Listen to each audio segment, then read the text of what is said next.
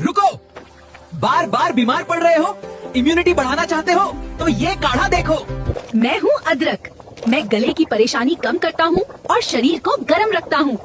मैं हूँ तुलसी, मैं इम्यूनिटी मजबूत करती हूँ और इन्फेक्शन से लड़ने में मदद करती हूँ। मैं हूँ काली मिर्च, मैं इम्यूनिटी को एक्टिव करता हूँ और सर्दी जुकाम से बचाता हूँ। मैं हूँ दालचीनी, मैं बैक्टीरिया से लड़ता हूँ और काढ़े को पावर देता हूँ। मैं हूँ शहद, मुझे आखिर में मिलाओ, मैं इम्यूनिटी बढ़ाता हूँ और स्वाद बेहतर बनाता हूँ।